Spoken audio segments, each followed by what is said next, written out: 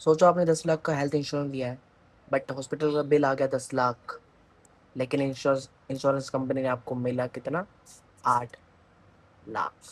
आप पूछेंगे क्यों मिला, क्या ये फ्रॉड है, कंपनी ने फ्रॉड किया आपके साथ? तो मैं कहूँगा बिल्कुल नहीं, इसका रीज़न बहुत है, वो मैं धीरे धीरे आपको समझाऊंगा।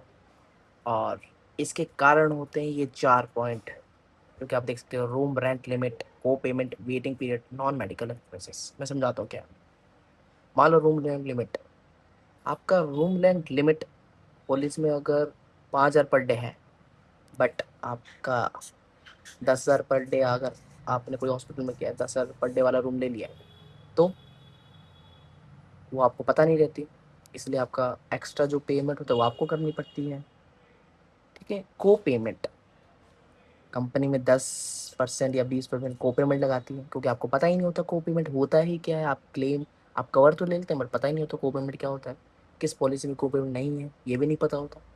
तो ये बहुत कारण है। और को पेमेंट होता है क्या है, जैसे कि आपका बिल अगर, जैसे कि 10 लाख का आया है, ठीक है, जैसे आपका जो बिल आपका 10 लाख का है, ठीक है, 10% आपको देना पड़ेगा, मतलब कि 1 लाख, 10 लाख का 1 लाख रुपये आपको देना पड़ेगा 10% के हिसाब से। तो ये होता है को पेमेंट। तो ऐसी पॉलिसी की फ़ायदा है क्या जिसमें आपको पैसा देना पड़ रहा है? तो सोचिए। तीसरा पॉइंट, वेटिंग पीरियड।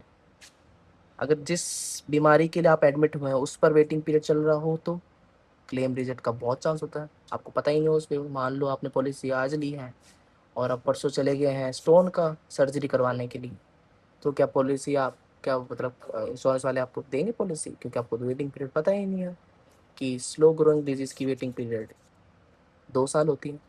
तो 2 साल बाद आपको कवर होती है, क्योंकि आपको जानकारी नहीं होती इस चीज़ की।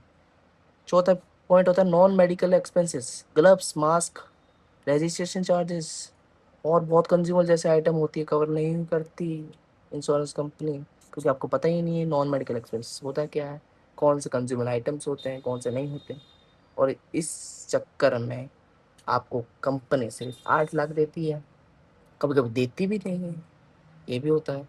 और आपको 2 लाख रुपए एक्स्ट्रा पे करना पड़ता है अपने जेब से, जो कि आपने मेहनत से कमाया होता है। और इसमें आप करें क्या? तो इसमें आपको कुछ नहीं करना, कमेंट कीजिए मुझे और बताइए कि आपको कौन सी पॉलिसी चाहिए। ये सब मैं अवेलेबल करवाऊंगा और आपको एक भी पैसा नहीं देना पड़ेगा। 10 लाख का अगर कवर है, 10 लाख का बिल आया है, तो 10 लाख पूरे मिलेंगे आपको। ओके, आई होप आपको वीडियो अच्छी लगी, तो प्लीज़ अगर कमेंट करना और डीएम करना मुझे जो भी जानकारी चाहिए extra. Okay, tata, bye bye.